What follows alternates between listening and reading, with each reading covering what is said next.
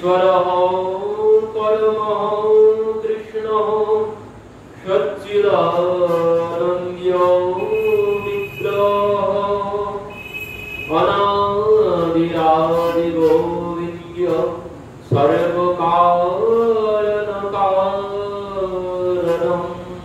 ईश्वरः परमः कृष्णः सच्चिद आनंद विग्रह। তার শরীর আমাদের যেমন অস্থি রক্ত মাংস দিয়ে আমাদের শরীর গঠিত, কিন্তু ভগবানের বিগ্রহ গঠিত কি দিয়ে? সচ্চিদ আনন্দ। এই তিন বিষয় দিয়ে বলছেন তিনি অনাদির আদি গোবিন্দ, যিনি যার স্বরূপ হচ্ছে সচ্চিদ আনন্দময়, যিনি সর্বকারণ কারণ, মানে তিনি অনাদির। আদিটাকে কেন বলা হয়? তার কোনো আদি অন্ত কোনো কিছু নেই, অনাদি অনন্ত। যার আদি অন্ত কোনো কিছু নেই তাকে বলে অনাদি। তো সেই অনাদির আদি গোবিন্দ, মানে যার আদি নেই, মানে যার শুরু নেই, যার শেষও নেই। শুরু না থাকলে শেষ কোথা থেকে হবে? যার শুরু আছে তার শেষ আছে, যার শুরু নেই তার শেষ কোথা থেকে হবে? তো বলছেন তার কোনো শুরুও নেই, তার কোনো শেষও নেই। আবার তিনি হচ্ছেন সর্বকারণের কারণ, মানে এই জগতের সমস্ত কিছু তার জন্যই হয়েছে। এই জগৎ সৃষ্টির কারণ হচ্ছে তিনি। অথচ তার কোনো আদি অন্ত কোনো কিছু নেই, অথচ এই জগৎ সৃষ্টির ধ্বংসের পালনের সবকিছুর মূল কিন্তু তিনি। তো এই জন্য বলছেন সর্বকারণ কারণ, মানে সমস্ত কারণের তিনি একমাত্র কারণ। জগতে যা কিছু হচ্ছে সব কিছুর কারণ কিন্তু একমাত্র তিনি। তো সেই তার স্বরূপ কি? তার স্বরূপ তিনি হচ্ছেন ঈশ্বরঃ পরমঃ কৃষ্ণ, তিনি হচ্ছে পরম ঈশ্বর ভগবান কৃষ্ণ। আর তার স্বরূপ হচ্ছে সচ্চিদ আনন্দ বিগ্রহ, সচ্চিদ আনন্দ। এই যে আনন্দ, এই আনন্দের কথাই এখানেও বলেছেন, মানে এটি হচ্ছে ভগবানের স্বরূপ। ভগবান শ্রীকৃষ্ণের স্বরূপ বর্ণনায় এই কথা বলেছেন। আর এখানে যে কথা হচ্ছে আনন্দ চিন্ময় রস প্রতিভা বিত্বাভি স্তবীর্য এব নিজ রূপত্বয়া ফলাবিহ লোক এব নিবসত্ব কিল আত্মভূত গোবিন্দম আদি পুরুষম তমাম ভজামি। এটি কোথায়? ব্রহ্মসংহিতাতে এই কথা বলছেন। তো কেন বলছেন এখানে? কি তাহলে ওই যে সচ্চিদ আনন্দ যিনি বিগ্রহ, সেই সচ্চিদ আনন্দ বিগ্রহ গোবিন্দম আদি পুরুষম, এই আদি পুরুষ তিনি সমস্ত। তার বৈশিষ্ট্য কি? তার বৈশিষ্ট্য হচ্ছে প্রেমের মধ্যে যত প্রকারের বৈচিত্র্য আছে সব প্রকারের রস একমাত্র তিনি আস্বাদন করতে পারেন। প্রেমের মধ্যে যত প্রকারের রস আছে সমস্ত রস একমাত্র তিনি আস্বাদন করতে পারেন।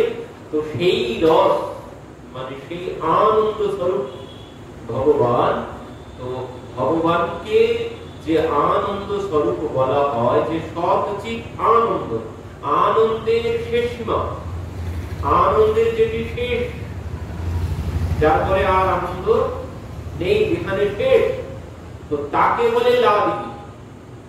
আনন্দের সার বিষয় তাকে বলে লাদিনী। তো এই লাদিনী হচ্ছে ভগবানকে আনন্দ প্রদান করেন। তো সেই লাদিনীর সার, আনন্দের সারকে বলে লাদিনী। তো যে লাদিনীর মধ্যে ভগবান সর্বক্ষণ এই আনন্দের মধ্যে ডুবে থাকেন, এই আনন্দের মধ্যে ভগবান ডুবে থাকেন। এই যে লাদিনী, এই লাদিনীর সার হচ্ছে প্রেম। আনন্দের সার লাদিনী, লাদিনীর সার হচ্ছে প্রেম। আর প্রেমের সার মানে প্রেমের সর্বোচ্চ অবস্থা, প্রেমের সর্বোচ্চ অবস্থা তার নাম হচ্ছে মহাভাব। মহাভাব, তো এই মহাভাব এলো কোথা থেকে? আনন্দ থেকেই এসেছে। সচ্চিদ আনন্দ, এই আনন্দের শেষ সীমার নাম হচ্ছে লাদিনী। লাদিনীর শেষ সীমা হচ্ছে প্রেম, প্রেমের শেষ সীমা হচ্ছে মহাভাব। সেই মহাভাবের বিগ্রহ হচ্ছে রাধা ঠাকুরানী। তো এই যে রাধারানীর স্বরূপ, রাধারানী এলেন কোথা থেকে? তাহলে রাধারানীর স্বরূপ হচ্ছে এই আনন্দই। মানে শুধু আনন্দ নয়, আনন্দের একদম যতগুলো ধাপ আছে, আনন্দের ধাপ হচ্ছে লাগিনী, লাগিনীর ধাপ হচ্ছে প্রেম, প্রেমের ধাপ হচ্ছে মহাভাব, মানে সব শেষের ধাপ। সেই তারই স্বরূপ হচ্ছে রাধারানী। তিনি এসেছেন কোথা থেকে? ভগবানেরই অংশ, ভগবানেরই নিজেরই অংশ। ওই যে সচিত আনন্দ, এই আনন্দটাই ভগবান আলাদা করেছেন, আলাদা করেছেন নিজের থেকে, আনন্দটাকে তিনি আলাদা করেছেন। কিন্তু শুধু আনন্দ নয়, এই আনন্দের মধ্যে একদম সর্বোচ্চ প্রেম, এর মধ্যে আর কোনো কিছু বাকি নেই, সম্পূর্ণরূপে আনন্দ এখানেই আছে। তো সেই আনন্দের মূর্তি হচ্ছে রাধা ঠাকুরানী। তো এই ক্রিয়াটির স্বরূপ ভগবানের স্বরূপ তো আমরা অনেক শ্রবণ করেছি, তো আরো একটুখানি শ্রবণ করি ভগবানের স্বরূপ। মানে সেদিন আলোচনার মধ্যে যদি আরো পাওয়া গেল ভগবানের স্বরূপ কি, ভগবানের স্বরূপ এই কথাই বলেছেন সচিত আনন্দ। এই আনন্দ হচ্ছে ভগবানের স্বরূপ, যিনি সর্বকারণের কারণ। তো এই যে ভগবানের স্বরূপ আমরা দেখতে পাচ্ছি, ভগবানকে যদি আমরা লাভ করতে পারি, তো বলেছিলেন কি এখানে যে কাম বীজ কাম গায়ত্রী, বৃন্দাবনের অপ্রাকৃত নবীন মদন তিনি। কাম বীজ কাম গায়ত্রী যার উপাসনা, ভগবানের উপাসনা কি? কাম বীজ কাম গায়ত্রী হচ্ছে ভগবানের উপাসনা। অন্য কোন মন্ত্রে ভগবানের উপাসনা নেই। এই দুই মন্ত্রী কাম বীজ আর কাম গায়ত্রী, এটাই হচ্ছে তার উপাসনা। আর এর দ্বারাই তাকে পাওয়া যাবে, এই মন্ত্রের দ্বারাই তাকে পাওয়া যাবে, আর কোনো কিছু লাগবে না। এই মন্ত্র জপ করতে করতে ভগবান হৃদয়ে এই বিষয়ে ধরা দেবেনই দেবে, এই মন্ত্রের আশ্রয় করবে। তো এই যে ভগবানকে যখন পাওয়া যাবে, ভগবানের স্বরূপ, আমরা জন্মাষ্টমী ব্রত সবাই পালন করেছি, কিন্তু জন্মাষ্টমী ব্রত পালনের যে রহস্য, জন্মাষ্টমী ব্রত পালন সফল কখন হবে, জন্মাষ্টমী ব্রত পালন কখন সফল হবে? যে জন্মাষ্টমী ব্রত পালন তখনই সফল হবে যখন এই স্বরূপ আমার মধ্যে জাগবে, এই স্বরূপ আমার মধ্যে জাগবে। বলছেন বাইরে স্নান করিয়ে কোনো লাভ নেই, হৃদয়ে তাকে জাগাতে হবে, হৃদয়ে জাগিয়ে তাকে হৃদয়ে স্নান করাতে হবে, তাহলে ব্রত পালনের সার্থকতা হলো। যতদিন না হৃদয়ে তাকে জাগাতে পারছি, ব্রত পালনের কিন্তু কোনো সার্থকতা হলো না। হৃদয়ে যদি তাকে জাগাতে পারি, ভগবান যদি আমার হৃদয়ে জেগে যান, তাহলেই তার যে স্বরূপ, ভগবানের যে স্বরূপ, আমার হৃদয়ে যদি তিনি জেগে যান, তার স্বরূপ কিন্তু সব আমার মধ্যে আছে, তখনই ওই ব্রত পালন করা সফল হবে। তো এই ভগবানের স্বরূপ যখন আমার মধ্যে জাগবে, তখন আমার মধ্যে পরিবর্তন কি আসবে? ভগবানের স্বরূপ যখন আমার মধ্যে জাগবে, তখন আমার মধ্যে পরিবর্তন কি আসবে? আমার মধ্যে কি লক্ষণ দেখা যাবে? আমার মধ্যে তখন ওই লক্ষণ দেখা যাবে নন্দ মহারাজের মধ্যে যে গুণগুলো দেখা দিয়েছিল। নন্দ মহারাজের মধ্যে কোন ভাব দেখা গিয়েছিল? নন্দ মহারাজের মধ্যে দেখুন, যখন নন্দ মহারাজের গৃহে ভগবান এসেছে, কি বলছেন সুখদেবজি? নন্দস্তোৎপন্নে ইয়াতাল্যাদু মহামনাঃ আহু বিপ্রাণ বেদগণং স্নাতঃ শুচিরলঙ্কৃতঃ। ভগবান স্বরূপ জেগে গেছে। কি জেগেছে? নন্দস্ত আত্মজোৎপন্নে ইয়াতাল্যাদু মহামনাঃ, এই যে আল্লাহর মানে আনন্দ, ওই আনন্দ। তো নন্দ মহারাজের ঘরে নিজের ছেলে হয়েছে, তাই নন্দ মহারাজের আনন্দ হয়েছে। ছেলে হয়েছে তাই আনন্দ হয়নি, ছেলে হয়েছে তাই আনন্দ হয়নি, ছেলে হয়েছে আনন্দ তো হবে, এখানেও একটা আনন্দ আছে, কিন্তু সম্পূর্ণ এখানে যে আনন্দের কথা বলেছে, সম্পূর্ণ আনন্দ কিন্তু ছেলে হয়েছে তাই না। ছেলে জন্মগ্রহণ করেছে তার একটা আনন্দ আছে, কারণ এখানে স্বাভাবিক পুত্র জন্মগ্রহণের তো একটা আনন্দ আছে, তার থেকে আরেকটু বেশি আনন্দ কখন হয়? যখন দেখা গেল অনেক চেষ্টা করলাম, সন্তান হলো না। যখন দেখা গেল অনেক চেষ্টা করেছি, 80, 70, 80 বছর বয়স হয়ে গেছে, তবুও সন্তান হয়নি, আশা ছেড়ে দিয়েছি। এবার যদি তখন হয়, তখন যদি সন্তান পাওয়া যায়, কেউ সন্তান লাভ করে, তার আনন্দ তো একটু বেশি হবে। স্বাভাবিক সন্তান লাভের আর ওই যে আশা ছেড়ে দেওয়ার পর যে আনন্দ পাওয়ার যে আনন্দ, সেখানে একটু আনন্দ বেশি। তো এই আনন্দ এখানে আছে। নন্দ মহারাজ তো আশা ছেড়ে দিয়েছিলেন, কারণ একজনের বয়স 90 আর একজনের বয়স 80।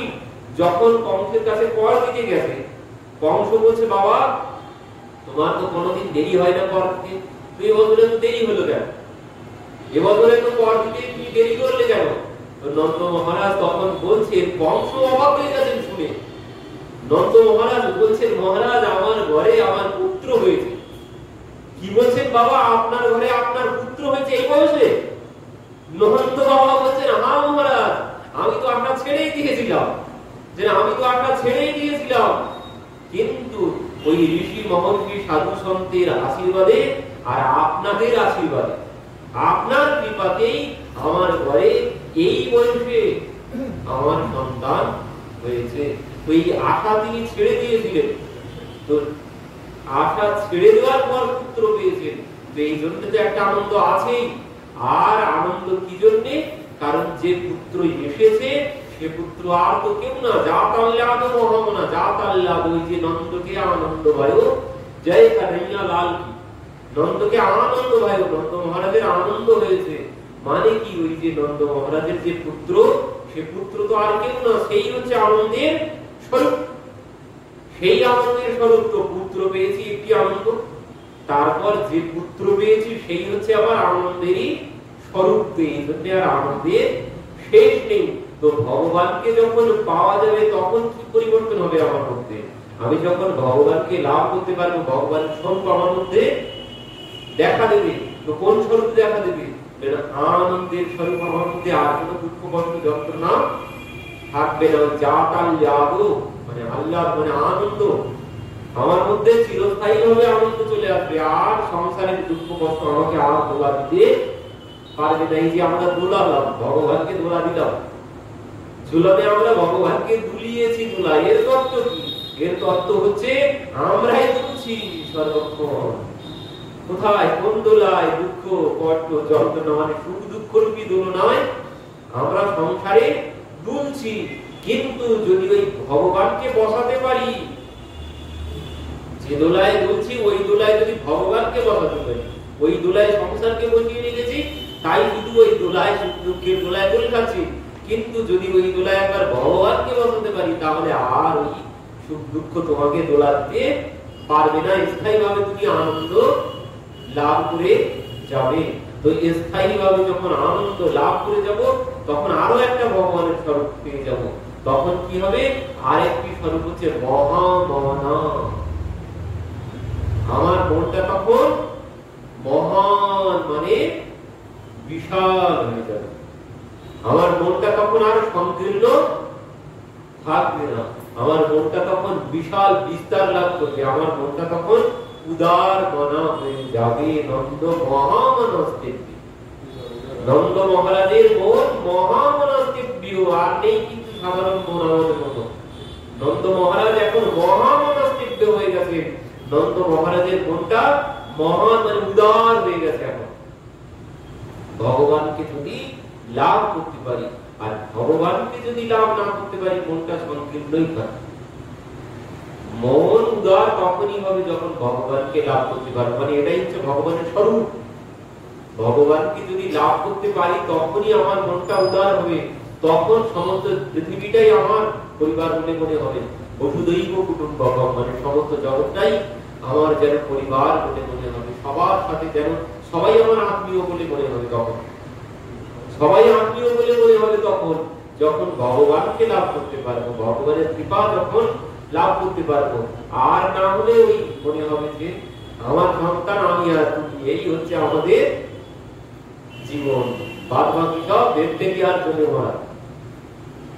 যদি ভগবানকে লাভ না করতে পারি, ভগবানকে লাভ করতে পারলে তখনই মনে হবে যে সবাই আমার। তখন আর কেন আমার মনে হবে? কেন আমার মনে হবে? এখন মনে হচ্ছে না, কারণ আমার মধ্যেও তার ভাব আসেনি। আর যখন তাকে আমার মধ্যে পেয়ে যাবো, সবার মধ্যে তাকেই দেখতে পাবো, তখন আর মন সংকীর্ণ থাকবে না। যখন আমি ভগবানকে লাভ করতে পারবো, এটি হচ্ছে ভগবানের আসল স্বরূপ। এই হচ্ছে ভগবানের আসল স্বরূপ। এই ভগবানের কৃপা পেলে তারপর আমার মনটা উদার হবে। আমার গুরুদেব একটা গল্প করতে, মানে গ্রামে থাকে ভাই আর দাদা থাকে শহরে। তো দাদা শহরে চাকরি করে, বৌদিও থাকে সেখানে শহরে। তো ভাইয়ের ইচ্ছা হয়েছে শহর দেখবে। তো একদিন ওই দাদার বাড়িতে গিয়েছে যে কিছুদিন শহর থেকে আসার জন্য। তো সে শহরে গিয়েছে, দাদা অফিসে গেছে, বৌদি বাড়ি আছে, ভাই এমন সময় গিয়েছে। তখন বৌদি বলছে, ভাই বলো ভালো আছো? তো বলছে, হ্যাঁ। তো ভালো হয়েছে, তুমি এসেছো, খুব ভালো হয়েছে, তো বসো, আমি চা করে নিয়ে আসি, চা না খেয়ে যেন তুমি চলে যেও না। এই হচ্ছে আমাদের অবস্থা, এই হচ্ছে আমার অবস্থা। তো এই গল্প আমার গুরুদেব একদিন বাসের মধ্যে বসে বলছিল, এই আমাদের কলকাতাতে। তো বাসের মধ্যে বসে গল্পটা আমাকে বলছে। তো পাশের লোকজন শুনে বলছে, আপনি আর বুঝবেন কি এর মর্ম? কারণ জিনিসপত্রের যা দাম, এক জায়গা শহরের সংসার চালাতে গেলে যা খরচ, আপনি বুঝবেন কি এর জন্য সবার মনে এরকম হয়ে গেছে। এই অবস্থা এখনকার অবস্থা হচ্ছে এই আমাদের। অন্যকে আমরা সহ্য করতে পারি না। এক দুই বেলা নন্দ মহারাজের ঘরে সমস্ত গোকুলবাসী এসেছে 6 মাস ধরে। সমস্ত গোকুলবাসী নন্দ মহারাজের গিয়ে 6 মাস আছে। আর আমরা ঘরে একদিন দুই দিন যদি কেউ আসে, কখন যাবে?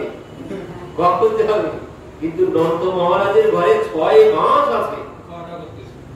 6 মাস, তাও তো দুই একজন না, সমস্ত গোকুলবাসী, গোকুলে যত গোকুলবাসী ছিল, গোপী সবাই, সব পরিবারে তারা এসেছে। তারা 6 মাস আগের থেকে নন্দ মহারাজের বাড়িতে আসবে বলে জামা কাপড় কিনে ব্যাগ পত্র রেডি করে রেখে বসে আছে। 6 মাস আগের থেকে নন্দ মহারাজের যখনই শুনেছে যে নন্দ মহারাজের পত্নী নন্দরানী গর্ভবতী হয়েছে, 6 মাস বয়স যখন হয়েছে, তখন সবার কানে কানে খবর চলে গেছে, নন্দা সুনন্দাকে নন্দ মহারাজ এনেছে। তো এই সময় সমস্ত গোকুলবাসী তারা জামা কাপড় কিনে ব্যাগ ভর্তি করে রেখে দিয়েছে, নন্দ মহারাজের ছেলে বলে আমরা দেখতে যাব।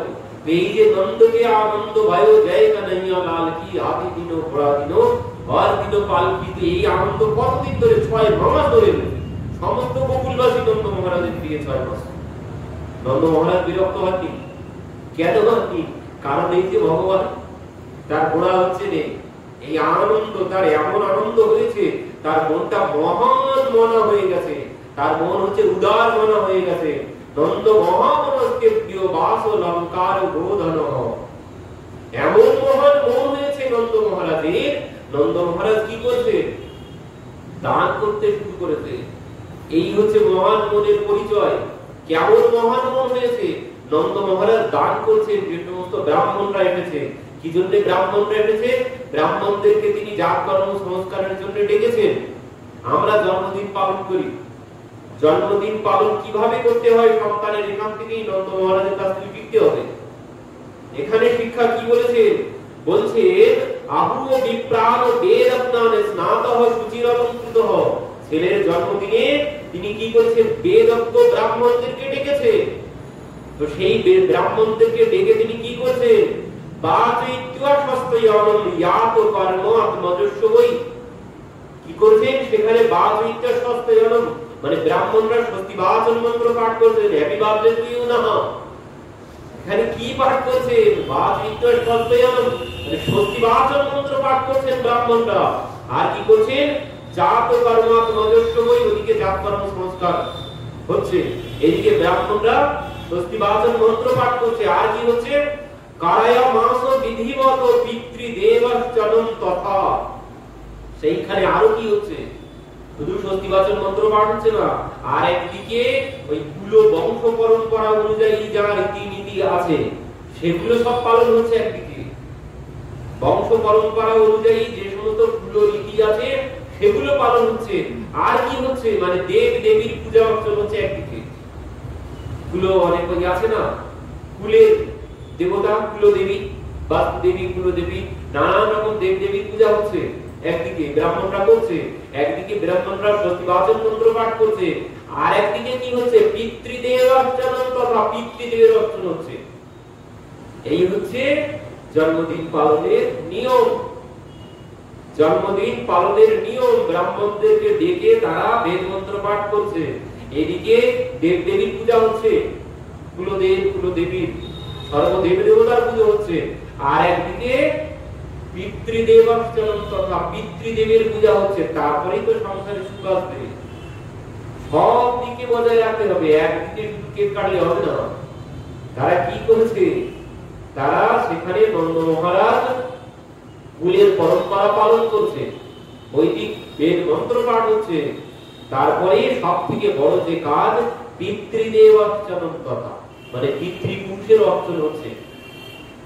পিতৃপুরুষের অর্চন, পিতৃপুরুষ মানে কারা, যারা চলে গেছে, আমাদের বাপ ঠাকুরদারা, যারা এখানে নেই, তাদের উদ্দেশ্যে অর্চন মানে পূজা হচ্ছে, তাদেরকে তো অর্পণ করা হচ্ছে, তাদের পূজা অর্চন হচ্ছে, তাদেরকেও অর্ঘ্য দেওয়া হচ্ছে।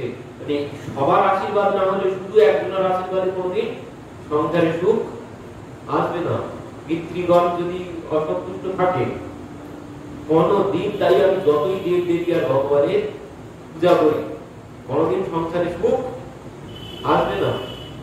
তার জন্য সবাইকে শুধু দেব দেবীর পূজা করতে হবে না, ভগবানের পূজা তো হচ্ছে একদিকে, দেব দেবীরও পূজা হচ্ছে, একদিকে পিতৃপুরুষগণ তাদেরও পূজা হচ্ছে।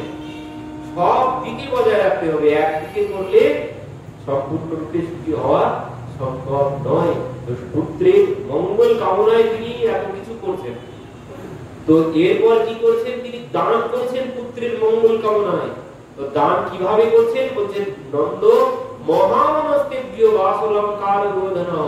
নন্দ মহারাজ মহান মনা হয়ে দান করছেন। তার প্রমাণ কি, কেমন মহান মনা হয়েছেন তিনি, কি বলছেন, ধেনু নাম নিউতে প্রদান বিপ্রেভ্য সমলঙ্কিতে। ব্রাহ্মণদেরকে ধেনু দান করলেন, আর সেই ধেনু কতগুলো, সপ্তরত্ন প্রসাদকম বরাবৃতম, বলছে 7টি রত্নের পাহাড় দান করেছেন। শুধু রত্ন নয়, একটি একটি পর্বত সমান দান করেছেন। একটি রত্নের পর্বত, একটি ওই স্বর্ণের বাসনপত্র, স্বর্ণের অলংকার, একটি শস্য, এমন 7 পর্বত দান করেছেন। পর্বত দান হচ্ছে, এদিকে একজন দাঁড়াবে, ওদিকে একজন দাঁড়াবে, মাঝখানে যে বিষয়ে দান করা হবে সেই বিষয়ে মাঝখানে রাশি করে সাজানো হবে। এবার দুই পায়ে দুইজন দাঁড়াবে, কেউ কাউকে দেখতে পাবে না, তাকে বলে পর্বত দান। তাহলে চিন্তা করুন, হিরেমণি মুক্তার পর্বত দান করেছে, হিরেমণি মুক্তার পর্বত দান করেছেন, তার মানে কত হিরেমণি মুক্তা দান করেছেন, স্বর্ণের অলংকার, স্বর্ণের বাসনপত্র কত দান করেছেন, তার মানে চিন্তা করুন। আর ধেনু দান করেছেন, ধেনু দান করেছেন। ভান্ডার আর শেষ হচ্ছে না, ভান্ডার শেষ হচ্ছে না, যেমন মানে মন মহান মনা হয়ে গেছে। চিন্তা করছেন না যে সব দান করে দিলে আমি খাবো কি, আমি দান করতে গেলে আগে ভাববো আমি খাবো কি, তারপরে ভেবে তারপর দান করতে যাব। নন্দ মহারাজ এমন ভাবেননি, ছেলে হয়েছে তো সব মানে সর্বস্ব দান করে দিচ্ছেন তিনি। তো দান করতে করতে দেখা গেল কি হয়েছে, তিনি দান করেছেন, ছিল তার 9 লক্ষ ধেনু, দান করেছেন 20 লক্ষ ধেনু। ছিল 9 লক্ষ ধেনু, দান করেছেন 20 লক্ষ ধেনু। এই কোনদিন সম্ভব? তবু আরো বড় চমৎকার বিষয় হচ্ছে, দানের শেষেও 9 লক্ষই আছে, অথচ 20 লক্ষ দান করা হয়ে গেছে। কখন সম্ভব? যখন ওই মহামানা হতে পারবো তখনই সম্ভব। যখন এমন মহামানা হয়ে দান করতে পারবো তখনই দান করলে বাড়বে, দান করলে কোনোদিন কম পড়ে না। কিন্তু আমাদের কম পড়ে যায় কেন? আমরা হিসাব করে দান করতে চাই। আগেই হিসাব করে গুনে দেখবো যে আমার পকেটে কত আছে, তারপরে 100 টাকা থাকলে 10 টাকা দেবো, ও কমে যাবে, 90 টাকাই হয়ে যাবে, ওখানে বাড়বে না। কিন্তু যদি না গুনে এমন মহান মনা হয়ে যদি দান করতে পারি, তখন হচ্ছে ও দান কোনদিন কম পড়বে না, বাড়তেই থাকবে। এই জন্য দান করা হয়ে গেল 20 লক্ষ, আমার আছে 9 লক্ষ, দান করা হয়ে গেছে 20 লক্ষ, অথচ 9 লক্ষে একটাও কম পড়ে, অথচ 20 লক্ষ দান করা হয়ে গেছে। কেন? এই হচ্ছে ভগবানের স্বরূপ, এই হচ্ছে ভগবানের স্বরূপ, ভগবানের কৃপা না হবে মন এমন মহান কোনদিন হওয়া সম্ভব নয়। মন মহান হবে একমাত্র ভগবানকে পেলে, তারপর পেতে গেলে ওই পথ কবিরাজ গোস্বামী বলে দিয়েছে, কাম বীজ কাম গায়ত্রীতে যার বাসনা, তাকে পেতে গেলে ওই কাম বীজ কাম গায়ত্রী বাসনা করতে হবে, তা না হলে তাকে পাওয়া সম্ভব নয়, আর এই স্বরূপ লাভ করা সম্ভব নয়। তাকে না লাভ করলে মনটা সংকীর্ণই হয়ে থাকবে। তাকে যখন লাভ করব, তখন দেখবে যারা যারা বড় বড় আমাদের যত পাঠকরা, বড় বড় যারা পাঠক, তারা দেখবেন কি করছে, তাদের কাছে যেন মানে তাদের মনটা এই অনিরুদ্ধ আচার্য মহারাজ, তিনি সেখানে বৃদ্ধ আশ্রম করেছেন। কেন করেছেন? কারণ এনাদের মনটা প্রসারিত হয়ে গেছে, এনাদের মনটা প্রসারিত হয়েছে, তার জন্যই করতে পেরেছেন। মন প্রসারিত না হলে এমন সেবা ভাব কোনদিন আসবে না। যাদের মনটা প্রসারিত হয়েছে তারা জগতের সেবায় যুক্ত হয়ে গেছে, আর যারা সংকীর্ণ তারা ওই সংসারের সেবায় নিয়েই পড়ে আছে। তো এই হচ্ছে ভগবানের স্বরূপ। ভগবানের স্বরূপ শুধু এইটুকুতেই শেষ নয়। দেখুন, ভগবানকে যদি লাভ করতে পারি তাহলে আরো কি হয়েছে, কিন্তু নন্দ মহারাজের প্রভাব, মানে নন্দ মহারাজের উপরে ভগবানের যে প্রভাব পড়েছে, গোকুলবাসীর উপরে কি প্রভাব পড়েছে, গোকুলবাসীর উপরেও প্রভাব পড়েছে। তারা 6 মাস ধরে ভগবানকে দেখছেন, তো 6 মাস ধরে দেখে বাড়ি যাওয়ার সময় দান গ্রহণ তো তারা করেছিল। দান গ্রহণ করে বাড়ি যাওয়ার সময় কি হলো, তারা ওই যা যা দান নিয়েছিল সব, একজন দান নিয়ে যাচ্ছে, তুই কি নিয়ে যাচ্ছিস? তো বলে আমি পেতল কাঁসার বাসনপত্র নিয়ে যাচ্ছি। পেতল কাঁসার বাসনপত্র কেন, তুই কি নিয়েছিস? যে আমি তো সব রূপার বাসনপত্র নিয়েছি। তো এই শুনে সে পেতল কাঁসা ফেলে দিয়ে রূপার বাসনপত্র আনতে গেছে। যে রূপার বাসনপত্র কোথায় দিচ্ছিল? কেন 2 নম্বর দরজায় দিচ্ছিল, নন্দ মহলে 2 নম্বর দরজায়, যা এখনো পাবে। তো সে গিয়েছে, গিয়ে নিয়ে চলে আসে, আর একজনের সাথে দেখা হয়েছে, কি নিয়ে এলি? তো বলছে আমি রূপার বাসনপত্র। তুই রূপার বাসনপত্র নিয়ে এসেছিস, কেন তুই কি নিয়ে এলি? আমি তো সব স্বর্ণের থালা বাসন নিয়ে এসেছি, তুই রূপার বাসনপত্র নিয়ে এসেছিস। বলছে স্বর্ণের থালা বাসন কোথায় দিচ্ছিল? কেন 3 নম্বর দরজায় দিচ্ছিল। এই কথা শুনে সে আবার শুনেছে, যা নিয়েছিল সব ফেলে দিয়েছে, দিয়ে আবার শুনেছে। এবার স্বর্ণের বাসনপত্র নিয়ে যখন আসছে, তখন আরেকজনের সাথে দেখা হয়েছে, কি রে কি নিয়ে এলি? তো বলছে আমি স্বর্ণের বাসনপত্র নিয়ে এলাম। কেন তুই কি নিয়ে এলি? আমি তো হিরে মণি মুক্তা নিয়ে এসেছি। কোথায় দিচ্ছিল? বলছে 4 নম্বর দরজায় দিচ্ছিল। তো এই শুনে সে কি করেছে, সে ওই ফেলে দিয়েছে, স্বর্ণের বাসনপত্র অলঙ্কার সব ফেলে দিয়েছে, দিয়ে ছুটেছে হিরে মণি মুক্তা নেওয়ার জন্য। তো সেখান থেকে হিরে মণি মুক্তা নিয়ে যখন ফিরে আসছে, তখন আরেকজনের সাথে দেখা হয়েছে, কিরে সবাই এত বড় বড় বস্তা মাথায় করে নিয়ে যাচ্ছে, এত বোঝা, তুই কিছু নিয়ে আসিসনি নন্দ মহারাজের বাড়ি থেকে? জিজ্ঞাসা করছে, তোর কাছে কোনো কিছু দেখতে পাচ্ছি না কেন? তো বলছে সে, আমি যা নিয়ে এসেছি ও তুই তার সমান তোর, তুই যা নিয়েছিস আমার সমান তোর ওই দান কোনোদিন হবে না। তুই যা নিয়েছিস, কেন তুই কি নিয়েছিস? তোর তো কোনো কিছুই দেখতে পাচ্ছি না। আমি যা নিয়েছি তুই দেখতে পাবি না, তুই দেখতে পাবি না। কেন তুই কি নিয়েছিস? তো বলছে আমি নীলমণি নিয়েছি, আমি নীলমণি নিয়েছি।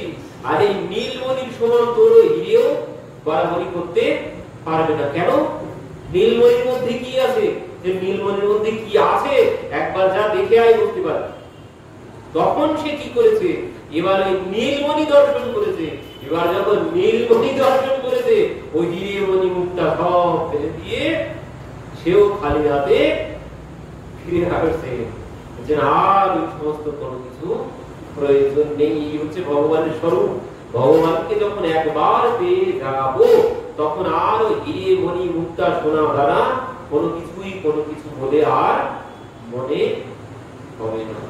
এই জন্য সুখদেবজি বলছে, তত আর অভ্যস্য ব্রজহ সর্বসমৃদ্ধিমান, যে সবাই সমান হয়ে গেছে এখন। কেন বলছে যে হরের নিবাস আত্মগুণই রমা কিরণ ভূর্ণিক, যেন হরের নিবাস আত্মগুণই, যেন মনে হচ্ছে ওই গোকুলে যেদিকে তাকাচ্ছি তাকালেই যেন মনে হচ্ছে চারিদিকে লক্ষ্মী দেবী নৃত্য করে বেড়াচ্ছেন। কেন? ওই যে হিরে মণি মুক্তা সোনা দানা বাসনপত্র সব কিন্তু রাস্তাঘাটে পড়ে আছে, সব পথে ঘাটে পড়ে আছে। তো সুখদেবজি এই জন্য বলছে যে গোকুল যেন গোকুলবাসী সবাই সমান হয়ে গেছে। কেন? যে এখানে আর ধনী গরিব কেউ নেই, সবাই সমান হয়ে গেছে।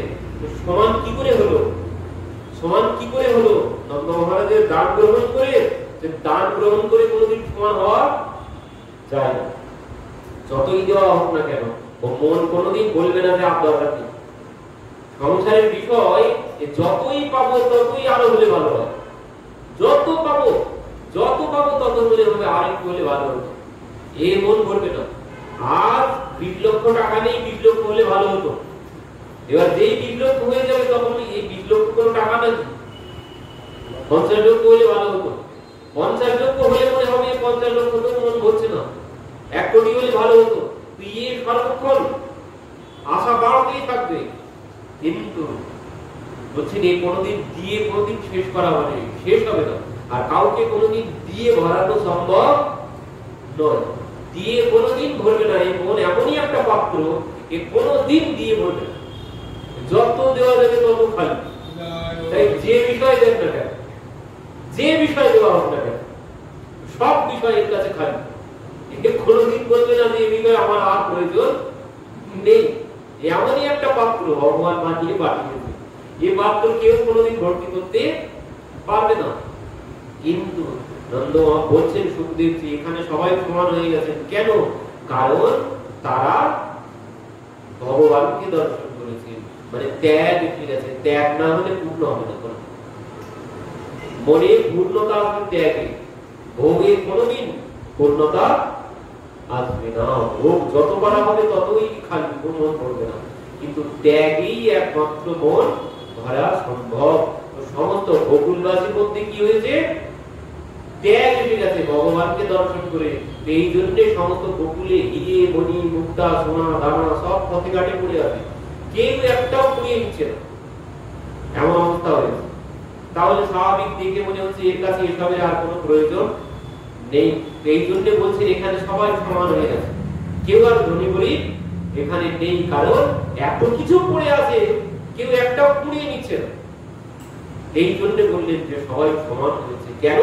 তারা ভগবানকে দর্শন করেছে। তো ভগবানকে দর্শন করেই ভগবানের স্বরূপ তারা লাভ করেছে। এই হচ্ছে ভগবানের একটি স্বরূপ। আরো আছে ভগবানের স্বরূপ। ভগবানের স্বরূপ বলে শেষ হবে না। ভগবানের স্বরূপ দেখুন, পুতনা গেল, সেও একভাবে ভগবানের স্বরূপই লাভ করলো, সেও ভগবানের স্বরূপ লাভ করলো। সে কেমন ভাবে ভগবানের স্বরূপ লাভ করলো? তার লাভ কি হলো? তার লাভ হলো সে তো প্রথমত মাতৃগতি তো পেয়েই গেল, মাতৃগতিকে পেয়েই গেছে।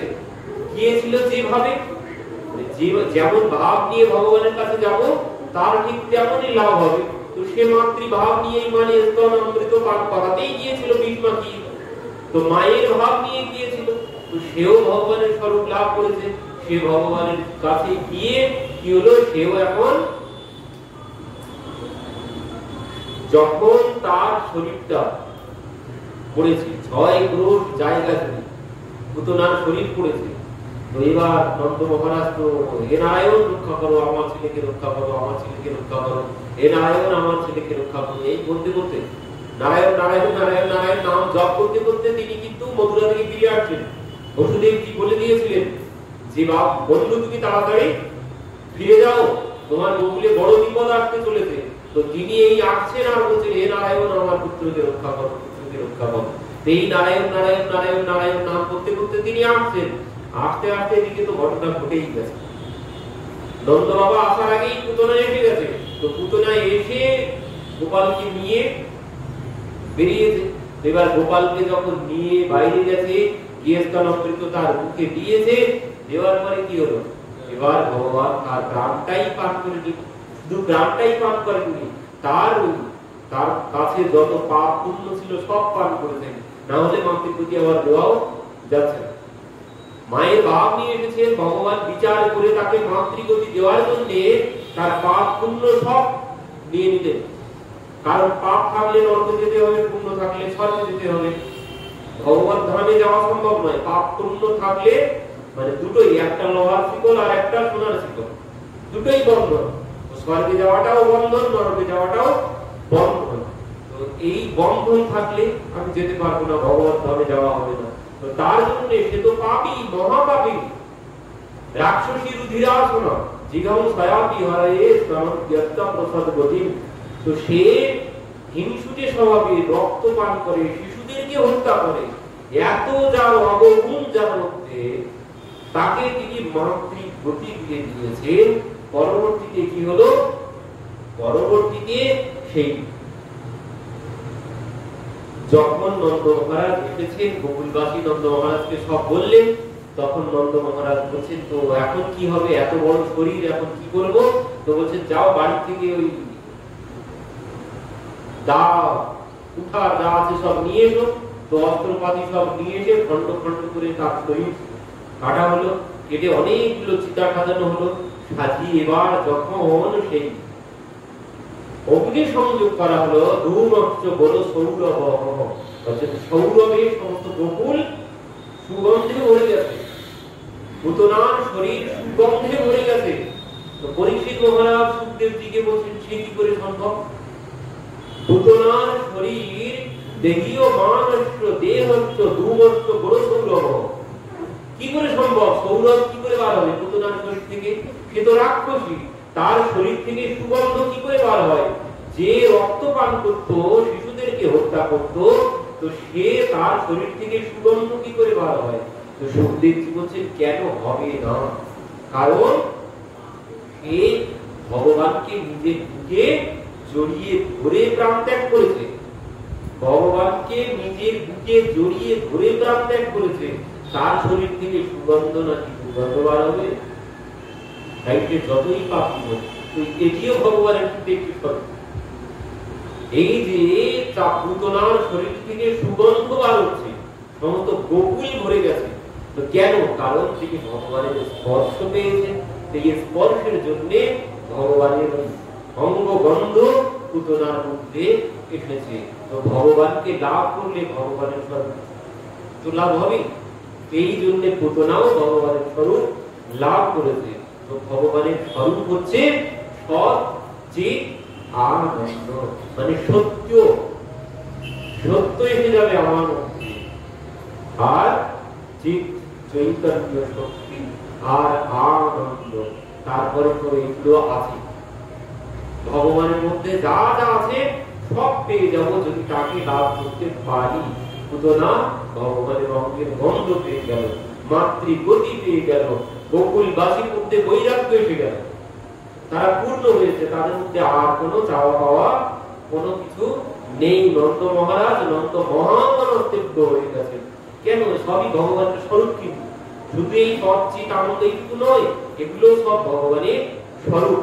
এই স্বরূপ লাভ হবে তাকে যদি পাই, তাকে লাভ করতে পারলে এই সমস্ত স্বরূপ সব আমার মধ্যে চলে আসবে। তো ভগবানের স্বরূপ বলতে বলতে